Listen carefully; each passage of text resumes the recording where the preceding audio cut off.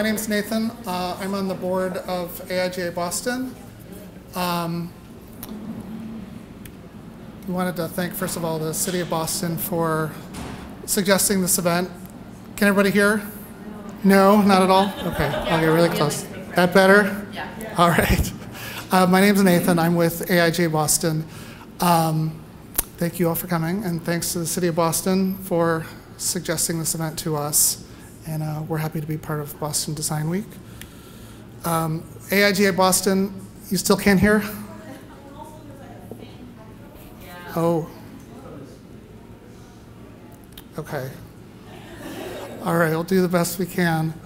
So we are an all-volunteer organization. That includes the board, that's myself, and our volunteers, Eileen, who helped organize the event, and Amanda and Natalie, who are helping tonight. Just want to go over some quick events we've got coming up. Dear Client with Bonnie Siegler. She'll be interviewed by Adam Larson. And if you register for that event, you get a free copy of her book with the ticket. We're having a design-a-thon on April 29th, working with the Boston Harbor Islands on a project for the ferry schedule. In May at IBM in Cambridge, there'll be a couple of designers who work with the VA. This is around the patient experience with the VA hospital system. And this, if anybody had already registered, we had to cancel it or postpone it because of the storm that never happened.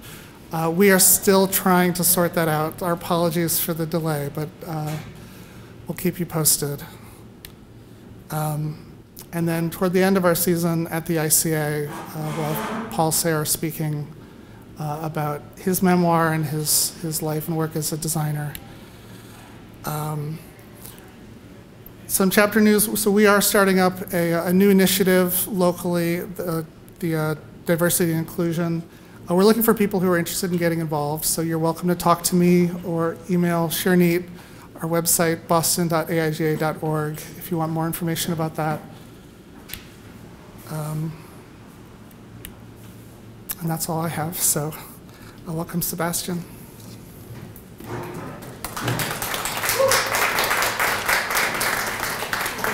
Hey everybody, how's it going? Can everybody hear me okay in the back? All right, and can everybody see the screen? We had to do a full government thing here and put some WB Mason boxes underneath some stuff. But we're gonna get there. Your government, your tax dollars at work, folks. We make it work. So hi everybody, my name is Sebastian Ebarb. And welcome. Today we're going to talk a little bit about how we built the brand for the City of Boston and how we're making it flexible and usable for not only ourselves as professional designers, Caroline and myself included, there we go, but then also a lot of different people who you wouldn't expect who are designers, and how to include folks into the fold that honestly never consider themselves designers, but in fact are designers on the ground. So I wanted to take a moment and say thank you to AIGA for allowing us to host the event. Since we started the design team and the digital team, which I'm a member of, we've always wanted to do an event like this at Boston Design Week, where we talked about kind of the really interesting and cool stuff that we're doing, everywhere from print design to, that's just going to keep cycling, isn't it? Okay, everywhere from government, everywhere from print design to digital design. If you guys have been on boston.gov, please have a chance to check it out. You'll notice as I roll through my presentation, there's a number of URLs at the top. You can follow along on your cell phone if you so choose. I'd also like to thank Patricia Boyle McKenna and the Mayor Martin Walsh for okaying us to talk about this sort of stuff, but then also really taking a huge step in supporting design throughout the City of Boston, and making the leap of faith on us and our team, which I think has paid off. They seem to believe that it's paid off, so that's really good. So a little bit about myself. I am the design director for the city. I started here as just a designer, and slowly I just changed my title to reflect what I actually do here. And so right now we're sitting at design director. We'll see what happens next. I'm thinking like design czar or something like that, and just to sound a little cooler. And so as we've built the team, we've added other designers, we've added other thinkers on the team. including Darren Cole, who's going to be running around in the back there, who's our digital storyteller and filmmaker and slash a lot of other things. And we have a slowly growing team. One of the things I want to impress upon everybody is we're always hiring and adding new folks. So if you're interested, take a look. We have some jobs up right now, which we'd love for you guys to take a look at. So when I started here about 3 years ago, the size of Boston was actually really, really daunting. So City Hall, on average, has about 20,000 employees, give or take, depending on what time of year we're talking about. So, and a lot of that is seasonal. Obviously, we hire more people to work in the parks, daycare centers, things like that, or holidays, depending on the various different locations, snowplow drivers, etc. We have about 75 departments, programs, and initiatives, all of which needed design help when we came in, none of which really had a brand. A handful of them had their own logos, but not necessarily a way to use that logo other than to slap it onto things. And on average, we serve anywhere around 3 million people a day. So obviously there aren't 3 million people who live in the city of Boston, but when you include people who are tourists and you include folks who are coming in from out of town, that's kind of the scope of what we're dealing with. And what we're talking about. So when I first got here, these metrics really haven't changed all that much. But what was on the table was vastly different than what other really big cities were doing, starting with our consistency. We had a huge problem, and we continue to have a lot of problems with consistency. Namely, the city seal was one of the biggest problems that we had. So we're up to about 45 different city seals that we've actually documented. Every city building up until about the 20s or so had its own cut seal or painted on the wall seal, things like that. You'll notice the ones that are over here on the left-hand side, right-hand side for you guys, are actually pulled from schools. So almost every school in the city of Boston, unless it's a brand new school, has its own city seal. There are actual legal rules around what constitutes a city seal, and all of these technically meet that, which is really interesting. But how do you standardize that, clean it up, and move it forward? We don't actually have the original cut of what we now refer to as this digital, or excuse me, the standard seal. I'll show you what it looks like in a minute. It's actually one of these. What happened to it was actually scanned from what we believe was a wood cut, and then vectorized and run through just Illustrator. And that's why when you see them when you see it on like signs and things like that, it kind of just looks like a smudge because there were no professional designers to kind of take a look at it and figure out how do we kind of mix this in and think about it in a cohesive way. The really big project that we got brought in on was redesigning Boston.gov, excuse me, cityofboston.gov at the time. This was created before iPhones were a thing. So in its time, this was one of the most cutting edge sites on the internet. I'm very, very serious about that. This was an amazing site. And so over the years, what happened was we did add-ons, we tried to patch things together in order to make it function, but it wasn't really quite living up to what we needed and what our constituents needed. And that's kind of why the mayor, when he came into office, Joshua Franklin Hodge, who was running the Do It department at the time, kind of came in and said, you know what, it's time to rethink this. So we started a process to rethink that. And through that, I got brought in and to look at the brand. So there have been 3 major brands, renditions, or redesigns, however you want to kind of think about it, throughout the years, and these are like the closest thing to major redesigns that we can think of. So obviously we have the seal. So this is the official city seal of the city of Boston. You can see what I'm saying. Like when it's pretty big, it's fine, but like when it starts getting small, it's actually really difficult to read. In the 60s or 70s, and I'm really sorry about the blinking, if you guys want to throw some funding our way, some grants, we could really use it clearly. So the middle piece is actually Helvetica Black, and say what? Yeah, I know, one day. So you'll notice Helvetica Black in the middle there. In the 60s, 70s, a design firm came in and suggested utilizing this as our new logo. It kind of got half used and never fully ported over. EMS and a lot of emergency responders still use it on their vehicles, so you'll see it around. A lot of our older trucks still have the logo on it. So like if you're ever around City Hall and you see a big white truck parked on the plaza, chances are it's got the old logo. It might be a little smashed and condensed, but it's there. And then lastly, about 2 years before I came in, because the website wasn't working very well, we started to create a lot of spin-off, one-off websites. And so a designer was hired to build a mini design brand guideline to figure out how to deal with those individual sites, seeing as how there wasn't really a brand. They pulled the colors from the original site and things like that, but then changed the typography to Lotto and Geared Slab and a few other things. And at the time, it was just a freelancer who came in who was asked to kind of deal with this monumental problem. And she did a great job for what it was, but we recognized that we kind of had to redo all of that. So when we built the original team that you see here is obviously due, in large part to the mayor again, Yasha Franklin Hodge, and then Lauren Lockwood, who you see at the bottom, who is our digital director for the city of Boston. She got brought in to kind of run the design and digital team as it now sits. Unfortunately, we've lost both Yasha and Lauren, but now we have Janeth. Hi, Janeth. So Janeth has kind of taken over and filled those shoes in an awesome way, and we're now growing, as I said, as a team, which is absolutely awesome. And we're moving into new fields that we didn't originally think about or talk about. So it's really a great honor to have her here on the team and moving forward. So as we started to develop the new website, or at least think about the new website, we started to bring on partners. And you can see in that far photo that looks like it's from the 90s, but not that long ago, we had a number of digital partners. So IDEO, which I'm assuming everybody here generally knows who IDEO is. Their Boston or Cambridge office came in to help us out. And then Acquia came in as our partner in terms of building the website itself and writing the code. And then they worked with a number of other organizations in order to do that. So us working, we're going to not talk too much about what we did with Acquia, but rather focus on what happened with IDEO and how some awesome stuff came about.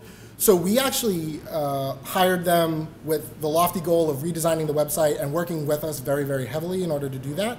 And then also, as a side thought, maybe build a brand for us, because we didn't really have a lot of money.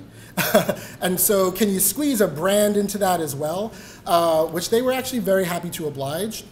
One of the things that came out of it, I think, was a lot of what you see today in terms of the brand. We took a very different approach between client and designer than I think most firms do. What we decided to do was actually embed ourselves in each other's lives. So I was actually at the IDEO office 3 times a week, twice a week, things like that. And then they would come to our office other times. And so in reality is, even though I was the client and looking out for the best interests of the city of Boston, sometimes I was there as a junior designer and they just needed somebody to just make icons. And then other times they were asking me my opinion about branding, things like that. Overall, they did an absolutely amazing job, but because of that non-traditional kind of format, it allowed us to pass off the brand in a more cohesive way. One of the things that, before I came to the city, I was a designer working at a series of firms and as a freelancer, and I now realize how kind of like just handing off a brand, here's a logo, here's what it should look like, especially when giving it to a series of folks who are non-designers, is actually not all that useful. And it actually disrupts more than it helps. It's great to have a logo, but if you don't know how to use it, if you don't like live how to use it in the same way that a designer does, it actually makes it really, really hard for people to actually go out and then use it. And you say, well, why didn't you ever use that really cool thing I designed for you? And they're like, well, I just don't really know how to. And so it created a really great new way of thinking about design and like how to pass things off to clients from our side. So in this partnership, what we did was we started spending a lot of time listening to folks in and around Boston, because we wanted to make sure that the brand was obviously a big part of who the people were, and we wanted people to actually enjoy and relish in this brand rather than it just being like us passing down this like giant edict. And so this is one of my favorite quotes. People really actually were saying like, we want there to be designers there, which I was like, yes, this is our opportunity to strike, this is amazing, and that they wanted to feel like it was professional. And that's actually what we actually heard from people from inside City Hall. They're like, we're doing really cool stuff, and no one knows that it's happening, and it doesn't feel professional. We also got some really interesting things that I would never have guessed out of some of the feedback that we heard. So people wanted a brand that wasn't for tourism. A lot of cities base their brand on getting people to show up. Nobody really wanted that. They're like, it's great when tourists show up. That's really not our problem. That's somebody else's problem. We want a brand that we can enjoy and we can live in. One of the other big things that we heard was, we have great sports teams here. This should not be in any way associated with our great sports teams. There were lots of people who were like, I don't like sports, or it's great that everybody has their own rivalries or things like that, but like, we really want a brand, or we want something that we can rally around that has nothing to do with any of these teams. So we're like, okay, great. These are really, really interesting. And the last piece that I found extremely interesting was people said, don't use the accent. Park the car in Harvard Yard, And we heard that primarily from our Latino and Black residents, because they're straight up just said, I don't speak that way. I don't know anybody in my community who speaks that way. It's an extremely alienating thing to do. They're like, it's cute sometimes, but try not to do it all the time. And actually some of the ideas that we were throwing around with when we were just spitballing, no bad ideas and brainstorming, right? And so we're like, oh, well, what if we incorporated the accent into the brand? And so like that got nixed right off the bat. But you're starting to understand, like, we spent a lot of time in the community to try to understand what their needs were in order to have the brand reflect back to them. One of the last things that we heard was consistency, consistency, consistency, which obviously we were lacking at the time. People didn't know who they were talking to or if they were talking to the city at all. So from that, we developed 4 different points that we use on the digital team still to this day. Almost everything that we create or think about creating run through these various different points. And so act as a helpful human, be equal parts warm and official, help people navigate their portion of the system, and build an energizing environment. So act as a helpful human. People show up to City Hall, people show up to the website, they want to find their thing, they want to pay their parking ticket, they want to do whatever they need to do, and then they want to go. They don't want to deal with us day to day, they don't want to stand in line. I don't like standing in line. No one at the city likes standing in line. And trust me, if we could, the better services that we can provide, the more we want to do that. So how do we begin to kind of create that brand and create that idea of like, we're going to be acting as helpful humans. Somebody asks you where the bathroom is, you walk them to the bathroom. You ask, can I help you? Even if it's not your job to ask that question. So we want to be equal parts warm and official. You should love the city that you're in, even if they're telling you, don't park here. You should still at least enjoy the experience of when somebody tells you don't park here. We haven't 100% figured that out yet, but we're getting there, little by little. We're still a little rough around the edges, but that's okay. Obviously, our system is massive. Like I said, 75 plus departments, programs, initiatives. You don't know where you're going or why you're going there, and you want to make sure that when you're on that journey to pay a parking ticket or just to talk to somebody at City Council, that you're actually hitting all the different points that you need to, rather than just running off and being like, oh, I have to do this, and then finding out 3 weeks later you also should have had it stamped at Form B6, whatever. That we don't like doing that stuff either. So how do we help people navigate that system a little better? And I know energizing, for building an energizing environment, is kind of a buzzword, and let's face it, it is. But the idea is that we obviously try really hard not to get mired down in a lot of red tape, but then also like, we run our team a little bit different, or rather Jeanette runs our team a little bit differently. We've literally taken down the walls in our space. There were giant walls everywhere, and so we tried to take those down as much as possible. Like, we literally go around and talk to people at their desks rather than sending them emails, things like that. We try to bring clients in or departments in so that they're actually working with us in the same way that IDEO and we like kind of worked out that whole thing together in that new kind of paradigm. And it's been really, really positive. From all of this, working with IDEO and these kind of brand ideas, we created Boston.gov. So obviously there's a lot more that went into this than just saying, we just created Boston.gov. And there's actually a lot of stuff. If you actually go to Boston.gov/digital, we have tons and tons of articles to actually walk you step by step through how, why, all that sort of stuff around the brand. So feel free, again, to check that out on your phone. I won't take it as an offense if you want to just pop on that. So as we kind of built Boston.gov, we built the brand simultaneously. So that way it wasn't just like, here's a brand, now let's force it into a website, or vice versa. I'd also add that IDEO, the amount of time that we actually gave IDEO to do all of this stuff was so short that there was no other choice other than to kind of merge those things together in order to create something actually pretty cohesive at the end of it. What we ended up getting out of IDEO was some amazing, amazing work that we ended up fleshing out even further past the original engagement, not only by working with individual IDEOers, but then also creating our own team on the back end, which we were slowly building out as we were working on this process.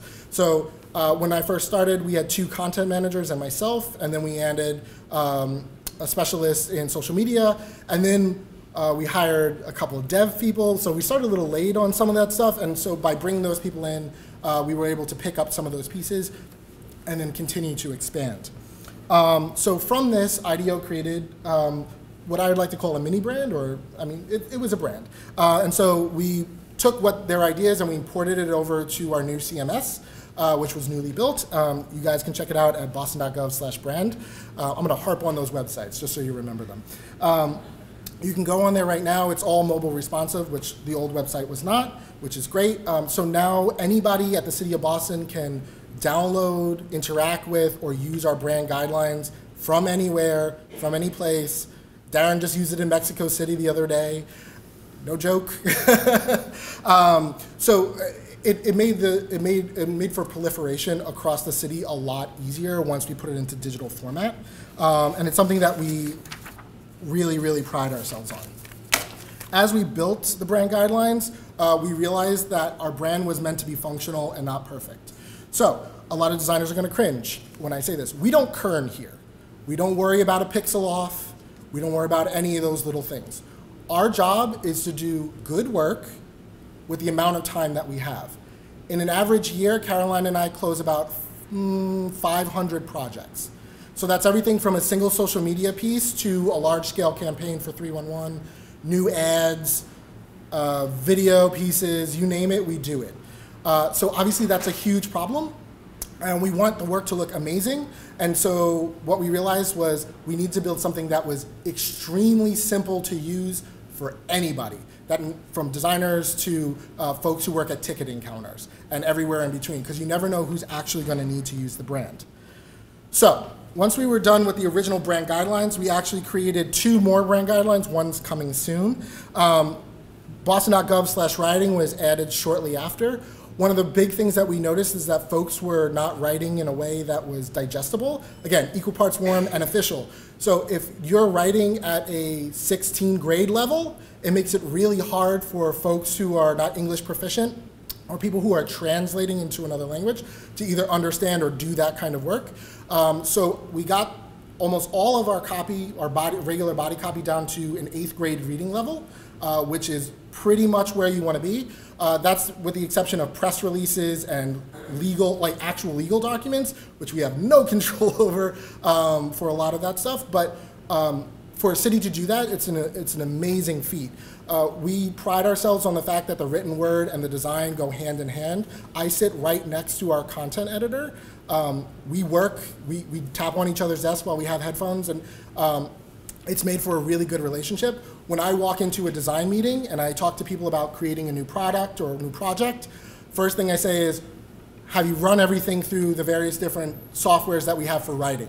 Like, why did you send me, this is a tiny, tiny brochure, like, why did you send me a 6-page document?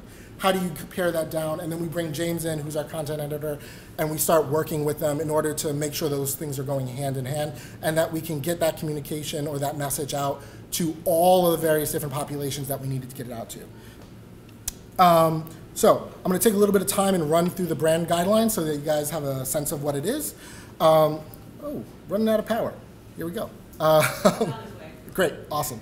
So overall, we actually tell most folks that you can skip brand strategy, you can skip grid system, and you can probably skip a few other things in here, including layouts for media and platform. We don't, again, we want to keep it as simple and as clean and as low as possible so that people can understand what's actually happening. So brand strategy is exactly what it sounds like. It's just really for us as designers and for members of the team to understand, like just to center ourselves and be like, this is what we're doing, this is our job, this is how the brand should kind of talk. If somebody wants to roll through that, that's great. Our grid system is really for programmers. We do have a pattern library that we're currently working on and continuing to develop, which you can also check out. And so with that, we actually started rolling through, I'll roll through some of the other kind of sections that we have here. So color. We've kept color really, really simple. We have 3 colors: Freedom Trail Red, Charles River Blue, and Optimistic Blue. Really simple to understand. We actually don't even teach the colors. We just provide people with RGB values, and we just say, just run with that. We actually point really, really strongly to our color wheel here, so that people have a really good understanding of like how much of this color or how much of that color they should be using, and they get a really good sense of that. The other thing that we do is we actually just point them to a lot of the other designs. Actually, in my email, at the bottom in the footer, it says, you know, look at boston.gov and just use boston.gov as your template. That's what everything should look like. And people have really taken it and run with it, which is absolutely wonderful. We have 3 logo markers. This gets really confusing, and a lot of designers are really quick to point out that this is confusing, and there's a lot of stuff going on, and so what's the deal here? So, thank you. So, we have the B, which is our way of being friendly, open to the world. It's our new marker. It's probably the thing that people are most interested in terms of what we talk about. So whenever you see somebody walking around with like a t-shirt or something like that, it's probably going to be the B and not the seal. We created a digital seal, which is not a one-for-one, but an approximation of not the seal, the official seal that you see, but another one. It's not normally meant to be seen this large. It's actually meant to be seen much smaller. Again, when you get that far right-hand seal on a website or a digital platform, you just cannot read it. So this was our answer to that. And then lastly, we have the official digital, or the official seal all the way on the end. So the only time that we force people to use this is whenever they're asking for money, not on a digital platform. So the reason that we have 3 is because it's actually really, really hard to change a seal for the city of Boston. I would love to hire somebody who knows everything about wood cutting and could come in and do like an amazing, crisp, beautiful, one-for-one seal, but there's actually laws that have to get changed in order to do that. So with that, we have these 3 seals. So until that day. But one of the surprise things that came out of this is that it actually gave a lot of flexibility to people who wanted something different. Folks who were really excited to use the B could use the B, and that brought them into the brand a little bit more. People who were really excited to use the digital seal, they could use that too. And then folks who really love the traditional seal ran with that as well. Nobody felt excluded. Everybody felt like they were making choices of their own, and again, making them feel like they were part of the decision-making process. We only use 2 typefaces across the board. Montserrat in all caps for headlines, and Laura in italics or regular, and that's for a body copy. It's really simple. Again, less is more. One of the things that we did in order to create consistency across the brand was create icons for every single one of those 75 departments, programs, and initiatives. Now, so the reason I use icon and not logo is these are not official logos. They're not. Some departments, really big departments like ISD, things like that, they have their own logos. We didn't want to step on anybody's toes, but this was a really easy way for people to kind of grasp how navigation would work on the website. So if you weren't necessarily an English speaker, you might be able to pick up on what the icon was, or if your English proficiency wasn't great. We've had a huge adoption of these because most departments didn't have logos, and people were like, oh, can I use that as a logo? And we're like, yeah, sure, rock and roll. Which was, again, bringing more people into the brand and allowing them to use it in a really interesting and flexible way. The last piece, we actually have 3 sets of icons across the board. So we have the original department ones that you see here. These are experiential icons, and then we have small circular ones, which are more about placemaking. So like when you go to a basketball court, you know that there's basketball there, or if you go to a park, here are the activities that you can do in that park. Our experiential icons, we have over 300 of them at this point. We create about 3 a week.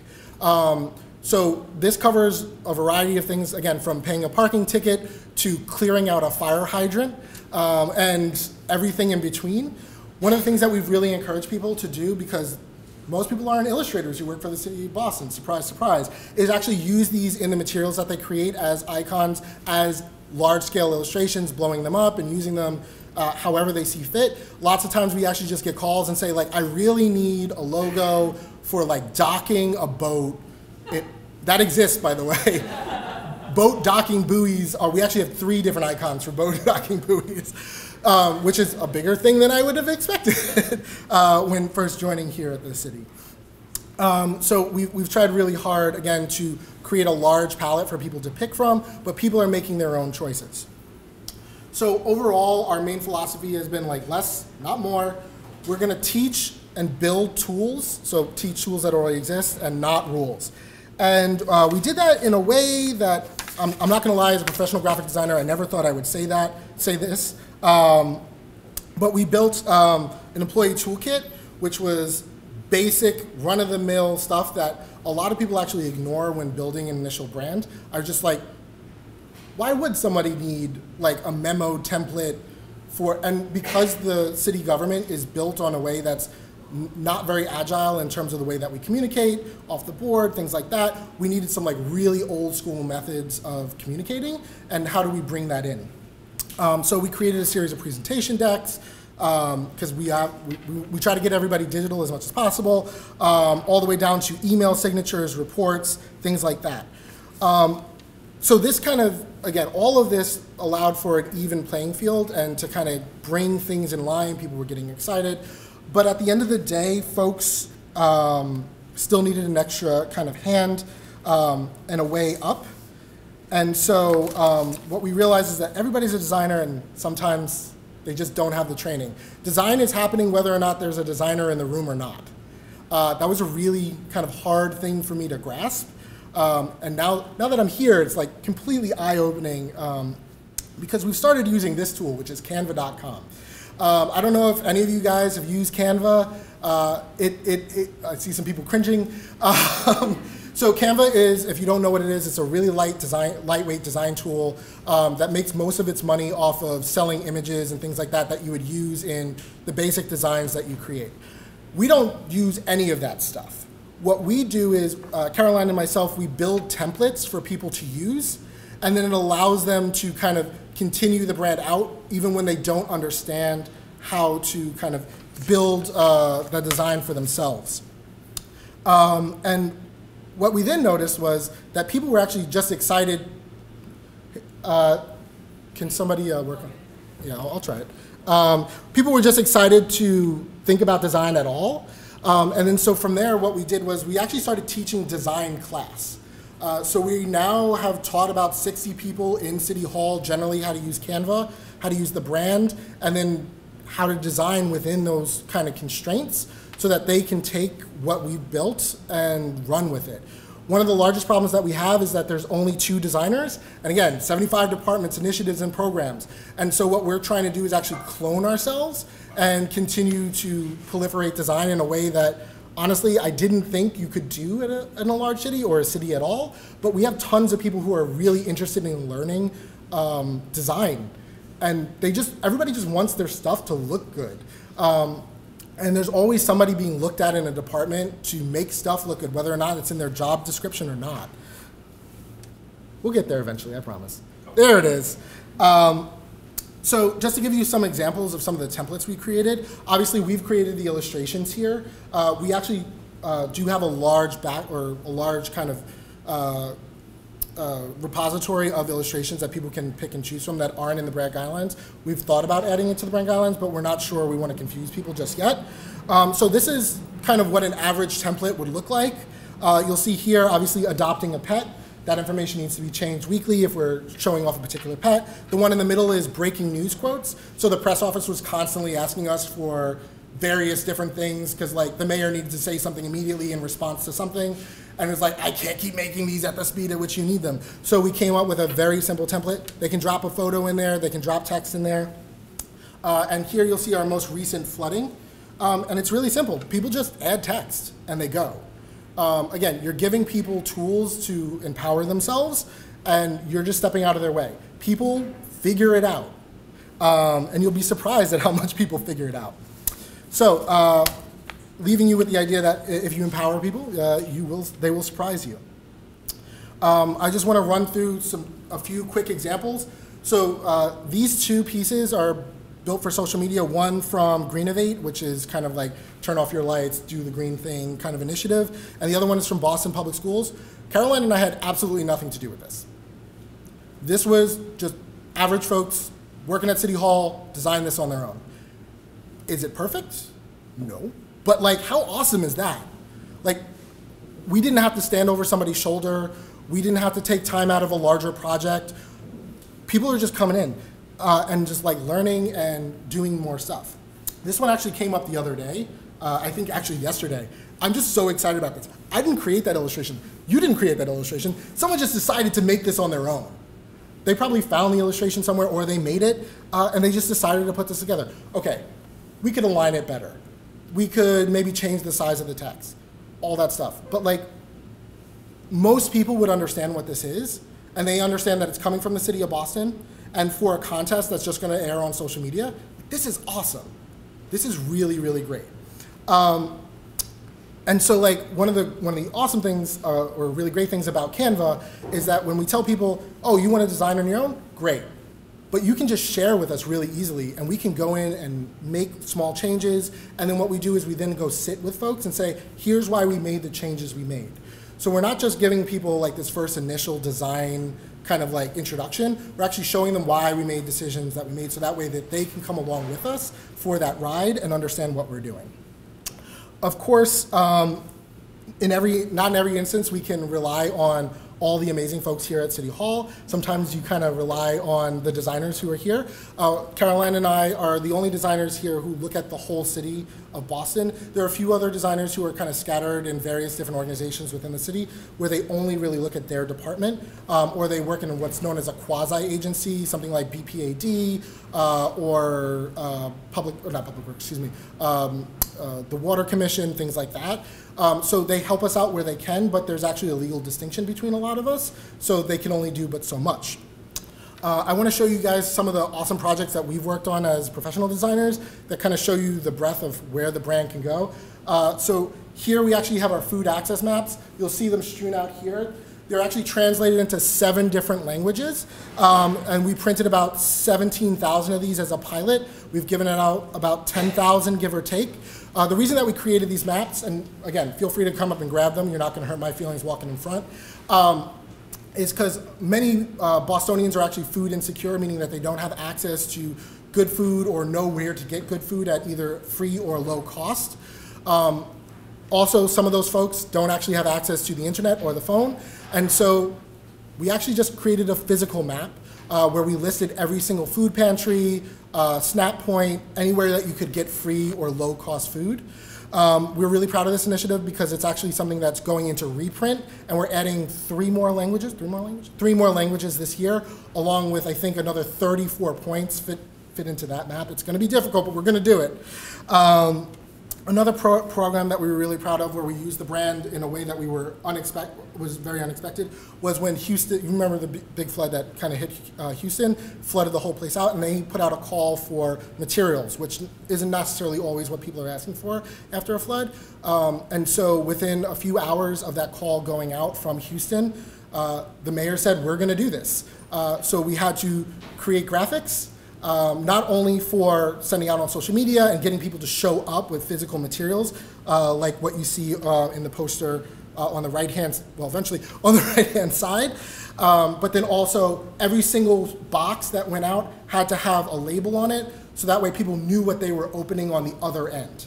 Because what good is it if you have to open all these boxes just to get to the diapers when all you're going through is cans of formula, which made it a lot easier on the other end for people to unpack and distribute the goods.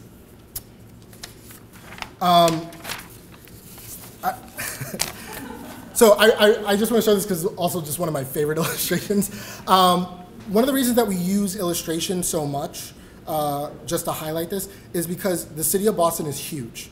And we don't have a full-time photographer. And sometimes it's really hard to explain to people that a pool is closed when you don't have a photo of a pool, and you can't send somebody out to take a photo of an empty pool because is that a really good use of resources? So illustration has been a really great way for us to convey ideas that we don't have time to photograph and kind of bring back and then utilize. With that said, we try to, in the summer, do between 1 and 2 photo days where we go out into the community and take tons and tons of photos. We have about 6,000 photos, give or take, not to mention what the mayor's photographer takes, things like that. But we can't, sometimes you just need a smiling baby doing this exact thing and it's just not gonna work for us. We work on as little budget as possible because it's government, so we don't subscribe to any stock sites or things like that. So everything has to be created in-house. So it's a lot of work. But that's one of the reasons that we use illustration so much across the board. The other campaign, and this is also a plug to remind everybody that we are now hiring, for those of you who might be looking to switch jobs. We actually launched this campaign about 8 months ago, a little bit more, give or take. I might be off on the timing there. But we had actually never done a campaign to tell people that we were hiring at the city of Boston. There are tons of folks who had no idea that we were even hiring. And so we took the time to simply say, now hiring. We went through a variety of different options here, and one of the things that was really important was making sure that we were hiring folks not only in my age demographic, but people who were in a slightly older demographic who might want to move over to the city. And so that's why, when eventually you will see it, I hope, we actually used the idea of ripping out wanted ads and Xeroxing, where there's a whole series of videos where we actually put the wanted ad down. You can see it from underneath the glass, and we put other objects down and we Xerox it, and then it cuts into folks talking about the brand, which is really interesting. We had a 77% jump in folks who were actually applying for jobs, which is absolutely amazing, and we had an even higher jump in people who were looking at jobs, which obviously created something that we were very much not expecting. Here at the city of Boston, which is a lot of people applying for a lot of jobs, which is exactly what you want. Can we do it? All right. So I'm going to keep talking to the next slide. So the last project, or the second to last project that I want to talk about is our Boston Landmarks Commission project. I don't know if you guys know this, but we have a ton of landmarks here in the city of Boston, being an old city. And we haven't actually, most of the stuff that people know about is all like downtown. It's not necessarily out in what I refer to as the outer villages. And so the Landmarks Department wanted a way to kind of focus on some really interesting, cool architecture that was out there. And how do we do that for Preservation Month? And eventually this screen will come on, I promise you.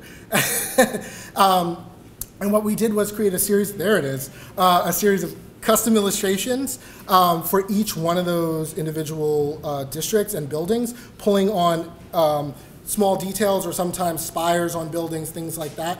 All respect goes to Caroline on this because she's the one who spearheaded it. This was actually one of our most popular printings of anything we've ever printed here. We ran out like instantly. We're reprinting them, a full reprinting this year, including the tote bags. And since this is now going to be the 50th anniversary of City Hall, we're doing a special bookmark just for that as well. One of the last things I want to kind of move towards in terms of the visuals is how we utilize our bee. Again, our bee is our way of kind of being hopeful and happy and talking to the public in a really interesting way. So Caroline and I created about 21 different bees throughout the last year that celebrate various different holidays. So Bunker Hill Day, that photo obviously thanks to the MFA for allowing us to use it, National Donut Day, Labor Day, Valentine's Day, etc. So we have a lot of fun working on this, but we realized that we wanted to kind of push this out into the community more. And so this year is the first year that we've done a contest to have the community actually create their own bees for their own holidays. And we have about 17, we had more respondents than we were expecting, but we whittled it down to about 17 folks who are working with us to create some amazing artwork directly from either in Boston or just surrounding Boston to show off their civic pride, and they're getting a small stipend in exchange for the awesome work that they're doing in order to show off that civic pride. So, what the future holds. This is just a snippet of our one-year roadmap. Our roadmap actually goes out about 5 years, and honestly, we could probably go out a little bit further than that. But the things that are probably most interesting to you is we've actually already expanded the color palette in a secret way that nobody else knows about except for us. We call it the secret color palette, the super secret color palette. We're hoping to actually start to roll that out in about a year or so that people can start to utilize it. People start to get tired, obviously, internally, externally, of the same colors, and sometimes a tree just shouldn't be blue, it should be green. And that's okay. But we want to get people acclimated to the brand and using it first. We hope to have an online city store so we can sell some of this awesome stuff. We get a lot of feedback saying, like, how can I buy the bee on a shirt? How can I buy this? How can I buy that? I really like that illustration. How can I buy it? The answer is it's coming. We're working through a lot of red tape because obviously not a lot of governments sell things and figuring out all that stuff behind it. I'm also really happy to announce that our bee is now our trademark logo. It's the second trademark that the city has applied for and won, so awesome. So now that we have that, we can start to use it in commerce. We're going to be overhauling and user testing all of our paper forms. It will be a dream if we could redo every single paper form here in the city of Boston. And fingers crossed, these are all pipe dreams. So fingers crossed, what we can do is actually create a digital tool that people can just input exactly what they want, and out comes a fully designed form that's pretty much pre-user tested. So we don't have to worry about people like moving things over, things like that, and it's all set and ready to go. A Made in Boston program so that we can start to highlight some of the great stuff that's actually being made here in Boston, and figuring out what that mark means with economic development, things like that. I haven't talked to them about that quite yet, so, but we think it could be a really great idea. And then lastly, citywide wayfinding and signage. We have a lot. So right now we have a backlog of about 69 projects. We get in about 5 projects a week. Well, 3 to 5 projects a week. And about, I'd say, a quarter of those 69 projects are blue sky projects that we'd like to work on. Which brings us to our next point. What you can do. So it'd be great if you guys, when you see our brand, obviously we love it when people like our stuff, everybody does. But also a lot of the stuff that we do is like, they're PSAs. So tell your neighbors, tell your friends, make sure when it snows that you help your elderly neighbors, things like that. Follow our work at boston.gov/digital. We're constantly writing blog posts about the work that we're doing and how we're doing it. If you have feedback, please send us feedback on social. Keep an open mind about the city because we are still a city government and we're working. But if you have comments, let us know. If you have ideas, let us know. If you want to volunteer and work on some of this stuff, let us know. But if you also want to get paid in order to do that, again, we are hiring. I don't know if you know this, but we are hiring. So with that, again, I really want to thank everybody for coming out. I can get really technical and nerdy, or we can get really technical and nerdy in the question and answer section, but I just wanted to give you guys a high level understanding of like why we built the brand the way it looks, and then kind of why things look the way they do and why we're kind of moving forward in the way that we're moving forward. So with that, thank you very much, and we're going to open up to questions.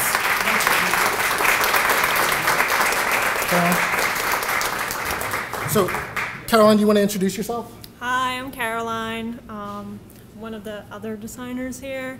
I'm originally from Sweden, but then I moved over here for this job. So, yeah, so if you have any questions about anything you saw or just curious about.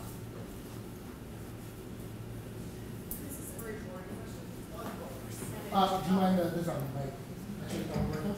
Yep. Yeah, that's my son. Hello? Yeah, check. Thank you. Okay, so this is a very boring question, but what percentage of paper documents do you currently have control over in the design? I don't know, like 0.003. So we've redesigned, well, I'm gonna let you handle this because you're the one who redesigned them. So.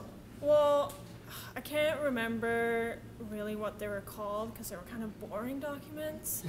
But I think we did 4 or 5 of them. I personally haven't seen them since I redesigned them, but I did get an ask to make it a Word document, so I guess it's still being used. But so it's not necessarily an initiative that we were asked to do. It was just like enough people complained about it that we realized that we had to do it. So we created, or Caroline created, a series of templates that we could just click and drag to make them really quick. So like, oh, we just need somebody to fill out a name, that kind of information, drop it in. Yeah, I think it's about 5, and it's one of them is like drainage on your suit. It's like it's stuff that you would never expect, but the people who use them are like super excited about them. Surprisingly, we actually at one point redesigned a tax form for fun. We're working on it. But we got really, really positive feedback.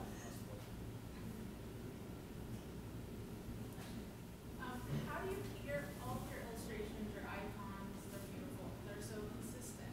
How do you keep that consistency with so many different types? Because I noticed in all of them that in particular. But again, I think they all look great. Oh, thank you. Well, it's kind of easy since we have a brand guideline already to just look at it and be like, kind of understand how we want the basics to look, and then figuring out how can we expand from there but still make it look cohesive. I don't know. We also create everything in the same file. So we line up like 3 or 4 of our favorites, and then we go like, does this look like this thing? And that's super helpful to just keep doing that. I will say, like, we showed the most consistent ones on the board. There's a few where you're like, oh, it's reaching. So like sometimes like we try to be very angular with what we do, and so like that's just a helpful like guiding principle. But sometimes you just need a circle. Like for example, when we do illustrations, we know that we will always have a 3-point stroke on everything. So like that's one of the things that make it look cohesive. And all that information is for us. We don't. I mean, it's not that it can't be published, but like we don't try to burden other folks with that. So like we just know that it's written down. We have a larger brand guideline that IDEO created on a separate site that we don't use very much, but we've memorized it. So and any designer who comes to work for us forced to memorize it. Well, I guess, sorry, I was adding on because you let other departments create their own materials. That's what I was wondering. How do you keep that look? You just kind of let them run with it. The simplicity of the brand is that there's almost nothing to it. So it's really almost impossible not to make it look like the brand as long as you're using the elements. 2 typefaces. The header's always the same typeface. The body copy's always the same typeface. You can pick from any one of the icons that we created, all 300 of them. But you're going to pick from one of our icons. You're going to use one of our 3 colors. For somebody who's never done it before, it's very daunting to look at this and say, like, I'm not a designer. Like, but when you really break it down, we're talking about only a handful of choices that people are allowed to make. Yes. It's kind of along the lines of her question, but do you have like a traffic coordinator that assigns the work to you guys? Because you have so many different projects.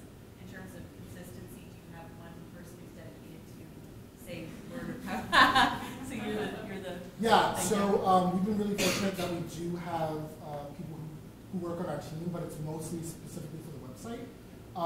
So if a huge, massive project comes in, Rachel or Riley, that person, will definitely help us out and either project manage or product manage what we're creating. But for the most part, stuff just comes through both of us. We keep everything in a single waffle board. I don't know if you guys know Waffle. It's a lot like Trello or other project management tools, except it sits on GitHub. Our entire team, regardless of what you do, works through GitHub because it's easier to flow for programmers into the website. And since they have the most requirements around things, it was just easier to build all of our stuff off of that. And so like we just have, it's basically a Trello board. And we just track things like that by priority. And because it's just the 2 of us, we really know, like, this has got to get done immediately, or this doesn't.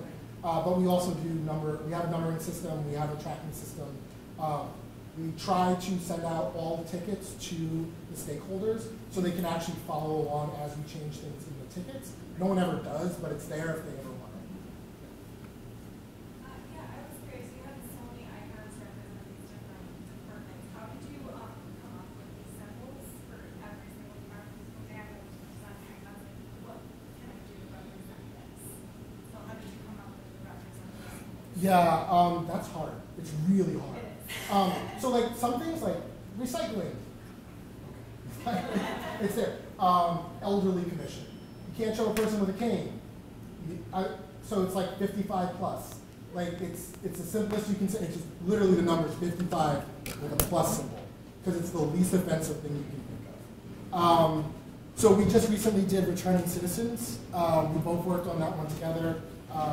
Just so everybody knows, Returning Citizens is a new department here, and it's for people who are recently incarcerated and have come out and are becoming productive members of society, and how can we support them. And so you don't want to show somebody behind bars being free. You don't. There's like so much like really bad iconography out there about like prison or jail, and like you don't want to do any of that. And so somebody came up with the idea of a phoenix, and so we got a phoenix on it. I mean, it's one of those things where it doesn't. That one is a little bit off of what we.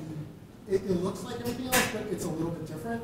And we're just like, this thing's got to look like a phoenix. At the end of the day, it's hard to make something look like a phoenix when it's not a phoenix. So we'll make adjustments depending on those sorts of things. But another really important one was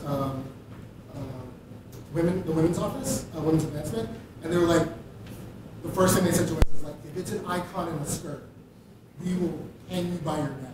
And I was like, respect. So we put a W, like, because that's already part of their logo. When people already have logos, we tried to incorporate it as part of their logo into their icon, so at least there was some visual recognition. Is that fair? Yeah. The hand in the back was. Okay, so this has to do with different departments and requesting logos. How do you deal with that? Do you steer them towards the icons, or what if they request something different? We steer everybody towards the icons. I think it's fair. We occasionally get a department, and we're trying to go through every department to make sure that they're happy with the icons, who are like, you know, we like the icon, we don't love the icon. And so what we'll do is we'll work with them to kind of create something better. Who did we work with recently? I can't. We've done a number of departments. We also have a lot of programs and initiatives that want to be branded like our department, so they will come to us and be like, we need a department icon now. So then we're trying to be like, you don't really need one, but maybe one of these experiential icons can help you. Yeah, we've tried to steer people to the simplest route possible. Property management is one. There's a few others. We actually had a commission like come up with their own logo. We were like super excited because they looked at all the other logos and somebody sat down and drew it, and then someone actually went and figured out how to put it into vector. And then they sent it to us and they're like, we know it's not right, but like this is what we like. We're like, this is so cool. And we've changed it a little bit where we use a lot of the same elements, or at least the same idea of the elements that we use. It's hard for others to back here. Yeah, sorry. Hi, I have a lot of questions, but one thing in particular kind of caught my attention. You're going to be working on a wayfinding, or improving the wayfinding system in Boston. And Boston's notoriously bad wayfinding. It's actually reported in the 70s that like detailed how it was bad in so many ways, and sadly, all of it is pretty much exactly the same way as it was back in 1975. Yeah. I just wondering if you could talk a little bit more about that process. If you already started with that, or something that you sort of have seen kind of more in the future. And also, I know that the New York mechanics have been working on things like street signage, for example. Just wondering how you're collaborating with the other agencies within Boston that are doing similar work. Oh yeah, absolutely. I'm trying to think about the best way to answer the wayfinding question. So it's a nice dream. With that said, wait a couple months for an announcement. So we would like to do that, but again, team of two, only so much time. Our goal is I could have 5, 8 people underneath me, and we wouldn't run out of work. So no question. At that point, we would be taking all of those jobs that folks in various departments are doing themselves, and we would be like, everything has to come to us. So we would like to have it happen. It's really important for us from a team standpoint to have it happen, because like we got to walk around here too, and then like our parents come to visit, and they have to walk around, and they're like, "What have you done? Why don't I see any of your signage?" And it's like, so New Urban Mechanics and us are separated. We work very differently. So most of our department, our team is, I should say, Do-It is technology in general, which is the digital team sits under. So the main kind of reason, as I said before, for the digital team to be created was the website and digital engagement as a whole. So social media and emails and all the various different ways that we can contact people. And like New Urban Mechanics is like, we're just gonna try this thing out. They kind of like float in a lot of different areas. Sometimes we collaborate on a particular project. Oftentimes when they need to promote something, we'll help them with graphic design, things like that. We'll create custom illustrations so their branding feels a lot more like our branding. And then we'll also help them do outreach, all sorts of stuff like that. They'll also bring us in for user testing occasionally or working with them on a variety of different things. They have a lot of designers who do that kind of work as well. So we collaborate in a lot of different ways. Each project is vastly different. I do want to say that Darren Cole, who's our storyteller, who's behind the camera right now, thanks Darren, actually works with them very, very heavily because they do a lot of video. And they actually do a lot of video for the city as a whole. And so he splits his time, Darren splits his time doing like New Urban Mechanics videos and videos for the city and kind of everywhere in between. So yes, they have done a number of street signage projects, and they're really awesome. Their projects, as far as I know, and I don't know every project they're working on, so I apologize if I miss anything, are mostly around parking and transportation, which are extremely important. We're not really asking to touch that sort of stuff, but we're more thinking about tourism or just folks who just have not been in a part of town. One of the things that we're really interested in looking at is not just downtown wayfinding, but like when you start getting into the outer villages, the outer areas, like how do you get from point A to point B? Should you know where the next hubway is? Things like that. And thinking about it in a very holistic, whole city way, rather than just like a singular tourist destination. I saw your hand go first. Okay. So I know that you worked really closely with IDEO. What was some of the socialization, or did you have like a steering committee here within the city of, like in this department of different government officials to work on the brand to get like approvals, or did you kind of decide it between yourself and IDEO and then socialize it after? Yeah. So we worked together with IDEO, and that's a lot of it. We brought in the mayor, the mayor's office, all the folks that you would expect would have to kind of approve it and look at it. And then we kind of did an internal roadshow to kind of show everybody, show all the department heads, show folks who were going to be like really concerned about the brand for a variety of different reasons, because like, oh wait, now we have to change everything. And like, how do we kind of talk about that? There wasn't really a steering committee necessarily, except for the people who worked on the digital team. We were the steering committee, and then again, we worked very, very heavily with citizens. They might not necessarily know what they were looking at, but they were getting information, they were kind of evaluating, and we were getting their feedback as we were going through the process. So it was developed in a way that was completely open because people knew we were doing it. And we were like, here it is. You can look at it. And then just not a lot of people looked at it until we actually launched it, I guess is the best way. And then people were like, what happened? But like in a good way. Everybody was, I'd say 90% of the people who saw it were like, this is amazing. This is like life-changing. We're going to move forward. And we're like, great. We're so glad it's that answer, not the other one. When did it launch? They said that at the beginning. I'm going to get this wrong, 2 years ago? Was it July 2016? Yeah, July 2016. There we go. I have horrible memory of dates. How did you conduct, like you had like a quote and stuff, what was your process for whom you talked to initially when you were doing your like first user interviews? Yeah, so IDEO did a lot of the initial legwork in terms of working with the variety of city departments. So we were still working on like day-to-day operations in the initial stages. And so IDEO literally went to immigrant advancement and a variety of other places and like, who are your constituents who like complain a lot? So like they were top of the list, and then just like we did calls in the community in small ways, and then the people who answered, people were paid to respond, and we actually went to people's homes and like would show them things, ask them questions, so that they felt comfortable in their environment. Occasionally, once we actually launched the pilot site, we did some more traditional user testing, with the glass where no one can see, the one-way glass and that sort of stuff. Just to get those like more precise answers for like, is the menu in the right place, that sort of thing. We spend a lot of time now actually literally just walking out into the plaza it's not the most fun thing, but asking somebody online while they're paying a parking ticket, can you help out the city of Boston? We do that actually really, really frequently. And you'd be surprised how many people actually want to do a good job, and like they're like, yeah, we want the city to be better. And so we just ask people, like we just walk outside and start talking to people pretty often. Yes. Are you able to share anything about your pattern library and Yeah. the parameters around that with so many people being able to like have access to those, or is there going to be limitations around how you use them? No, it's open. It's in the public. So everything that we create is out there. It's open. It's open source. Everything is open source.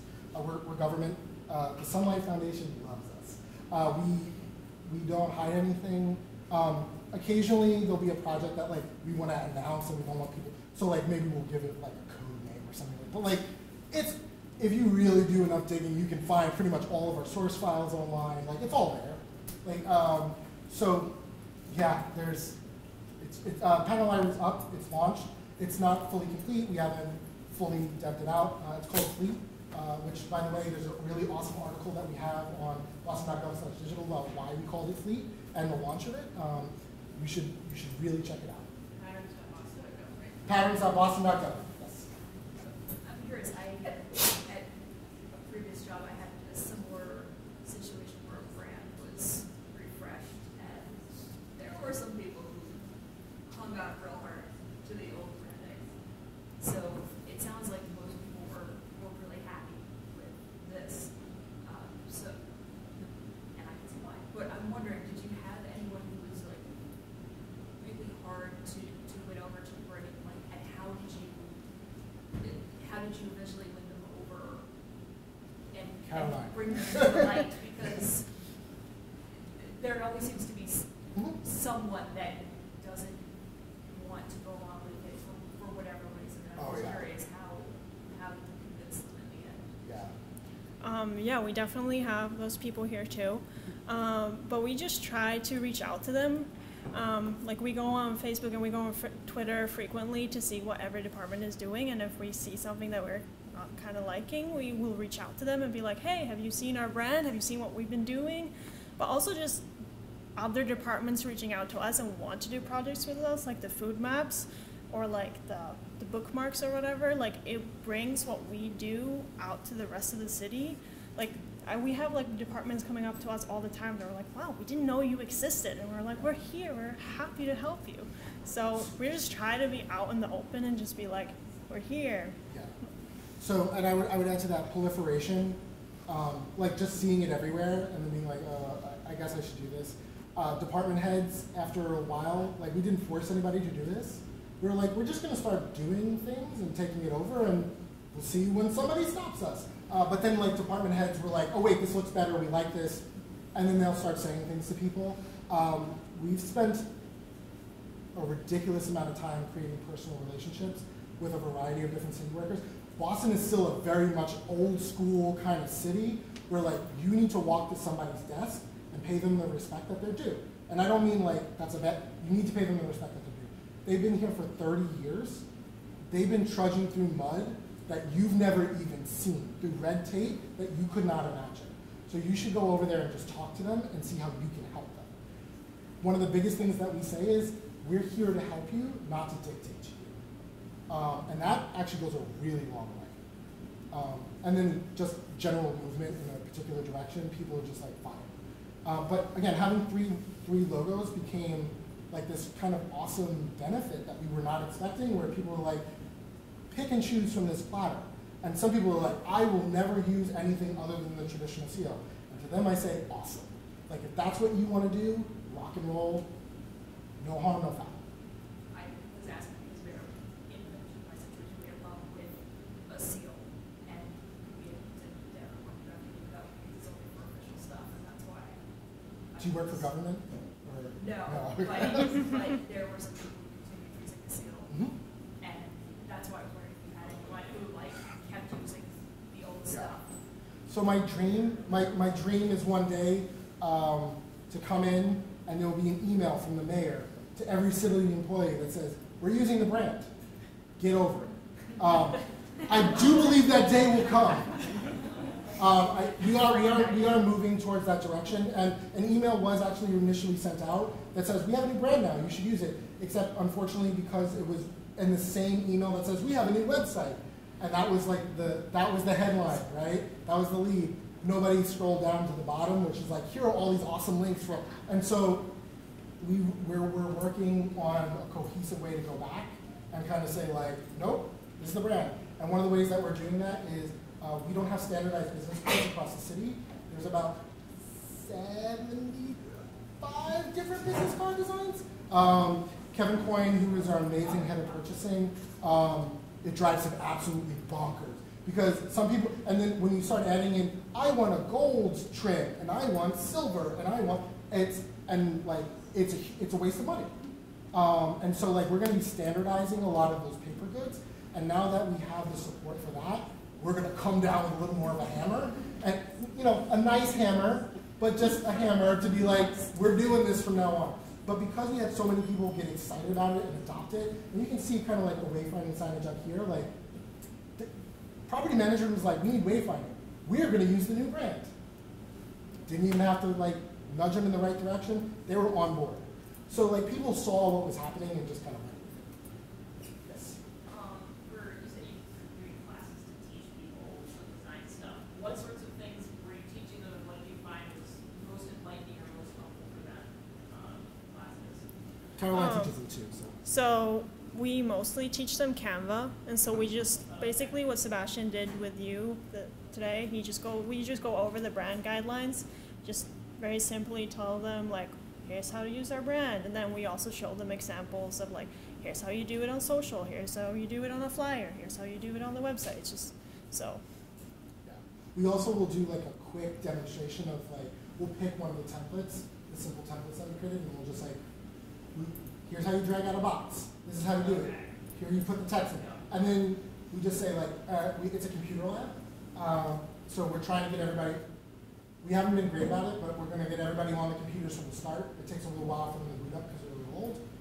But then we'll get them in there, and we'll get them in there and be like, here's half an hour of playtime. You come with an idea. Let's see you actually produce something here. So that, and a lot of people actually just go right back to their desk. They create a Canva account and they just start messing around with it like immediately because like it's professional development time. They're allowed to do that and they should do that, right? They're learning a new skill, a new valuable skill. Yeah.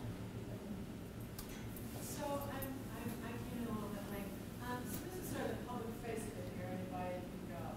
But for the employees, is that like a password protector? I mean, you don't want the public to be like, grabbing logos and things. Oh no, So, yeah. Our logo is open.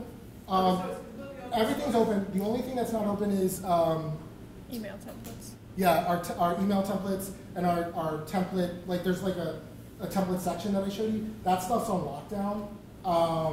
You have to have a boston.gov email address, which can be a little annoying if you're in public schools because they have a separate email address. And there's a couple other agencies, but we just give, most of them have their own stuff, so we just give one-off access as necessary. Honestly, I debate back and forth on whether it even needs to be locked. We do it to keep things safe, but you know what? At the end of the day, if somebody wants to create a phishing scam, there's nothing that we can do to stop it. Like, it doesn't matter if this stuff is public or not. People will figure it out. They'll take you take a screenshot of that logo, you can throw it into, like live trace, done. You color drop some, I mean, if somebody really wants to do it, they're going to figure out a way to do it. We can't stop them except with a cease and desist letter. Yeah, so it's not an intranet. There isn't a separate intranet site. There is a separate intranet site for other things altogether, and there are other tools that don't have to do with design, like general paperwork. We have to sign into this thing called Liquid Office in order to put in overtime hours because we're union, that sort of thing, but it doesn't necessarily have a one-to-one connection. Yes? Do you have other cities reach out to you to have Sweden the other day. Well, it was a school. Iceland. Oh, no, Sweden. No, we had Sweden too. Yeah, a school in Sweden. Helsinki, I was talking about. We work with Philly a lot. We work with Cambridge and the surrounding cities a lot. Not just when they're looking to build, but like when we were building our own stuff, we were like, how did you do this? You actually talked to Cambridge? Oh yeah. We talk to everybody. Calvin? What? It's New York City. Toronto. Oh yeah, Toronto. We've all over the place. We get people calling all the time. Utah, Delaware. We've done a bunch of talks, and one of the really cool things is, and the website just went down today, and I really wish I could show it to you. We've actually created a communication channel for designers in municipalities called Municipal Designer Slack channel. Anybody can sign up for it, even people who are not municipal designers, and can contribute articles, talk about the stuff that they're working on. It has not been as popular as I had hoped, but there are some folks who are doing some really cool stuff and like posting about it, asking for critiques, things like that. There's a bunch of IDEO folks in other cities on there. I don't know if you guys have seen the branding Lowell piece that went out in Lowell, because they did this amazing thing with the park system. Those folks aren't municipal designers, but they really love their town. There's a whole bunch of people who want to redesign their flags after 99% Invisible did that thing about flags. So like there's all sorts of people on there talking about government and like how we can design better for it, asking questions. We'd love to have more people on there. It's just a really interesting place to communicate. Yes? Can you talk a little bit about the impact of the brand redesign or the new website, like the impact on citizens? Do you want to answer that? I know it's very broad. I mean, that's a fantastic question and one that we're constantly looking to get answers to. But whenever we're walking around, there's a residency requirement for anybody who works for the city. So we're talking to friends, family, neighbors. I love hearing from some of my elderly neighbors that, hey, they saw this on social media and they really appreciated the call out to, during the snowstorm to help a neighbor out. They were so appreciative of that. Sebastian gets it, and they know where he lives. That's my user testing base. All my neighbors know who I am and what I do.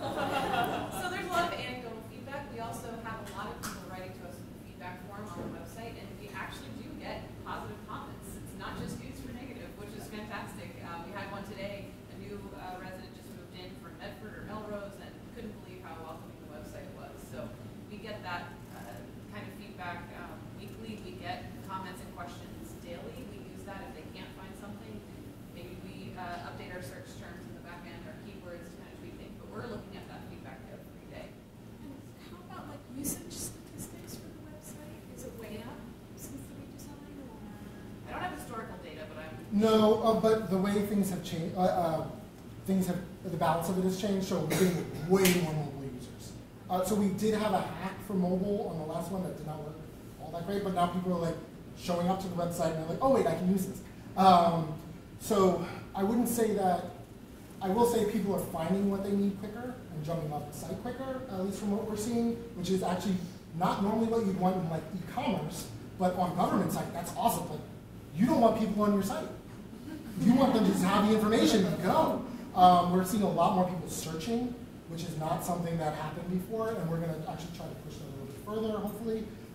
And we have gotten a lot of feedback that it's easier to read, that people with low vision can kind of get at it a little better. It's now AA compliant for ADA accessibility, which we weren't fully there yet with the old site. So like, there's a lot of positive benchmarks that we've hit. It's sometimes hard to like measure exactly that sort of stuff. You actually had your hand up for quite some time. I'm sorry, I missed you. I might have missed this in the beginning. What's the platform that it's built on, the content management system that you use? So we use Drupal, which has actually been really great. Again, everything's open source that we build. So a lot of cities are moving to Drupal so that we can share materials and content. That's also something else that we advise on with a lot of other cities. We get a lot of questions about that, like how did you do this migration, things like that. How did you change all of your content and rewrite 1 million words into an 8th grade reading level, things like that. You had a question? Sorry. How did you choose your typefaces? I actually did not choose those. IDEO did. They came to me with a variety of different options because I just wasn't there when they were working on that. And we worked on it, I think the next day or the day after or something like that. And we talked about the pros and cons.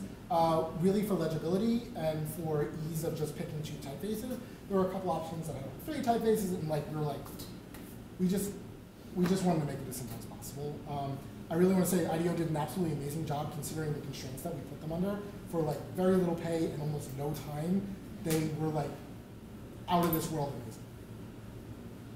I actually wonder, was the B always like the driving force behind the logo?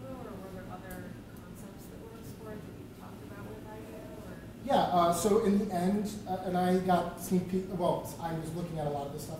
The final design team, or excuse me, digital team was presented with 3 final options, just like you would normally with a client. We clearly pared it down very quickly to the B.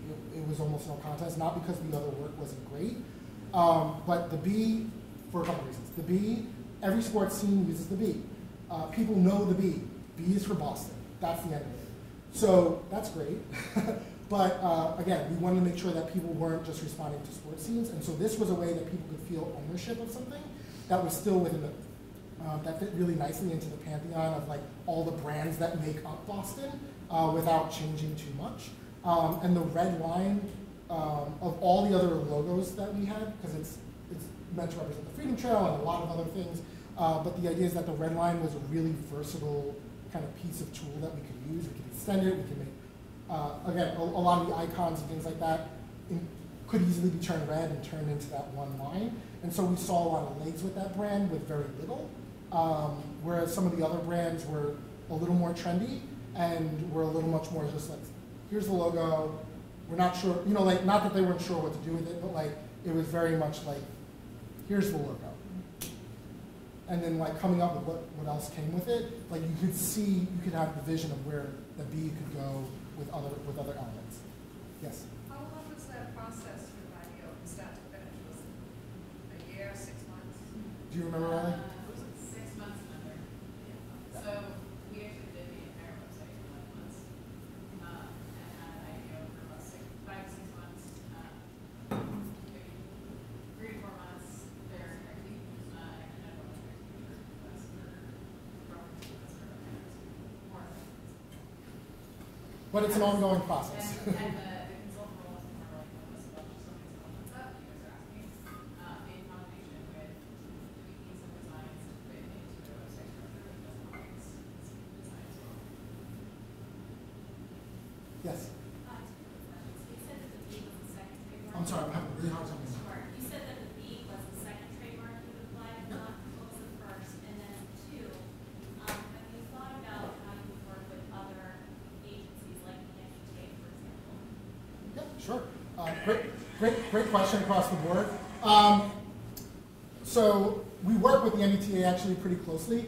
A bunch of folks who were here, who work for New Urban Mechanics, actually just moved over there to basically what is the digital team on their side. So yeah, we work with them all the time. We're getting closer every day. But again, they're a separate agency, so we work in those kind of connections where it is. And I'm sorry, can you remind me of the first question?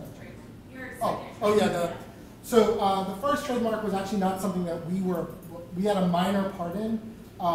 It was City Score. Are you guys familiar with this? Yeah, I see a lot of confused faces. So when Dan Coe was second hand to the mayor, he came up with, or he worked with the analytics team to come up with this idea called City Score. You can actually still look this up online, and a lot of our digital billboards have it kind of at the bottom. And so it is a number to tell you basically the health of the city. From a branding standpoint, it has some issues that we're currently working out. But the word City Score, we own that trademark, so that way, even if the brand changes, the idea behind it is available for us to continue to use.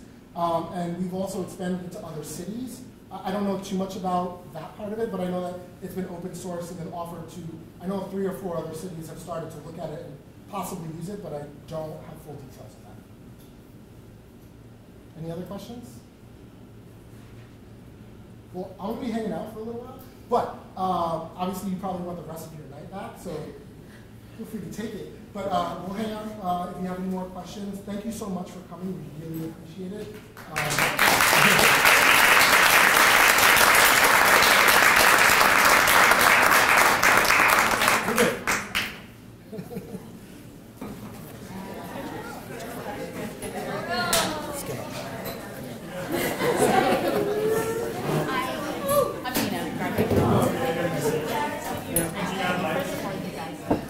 Nina.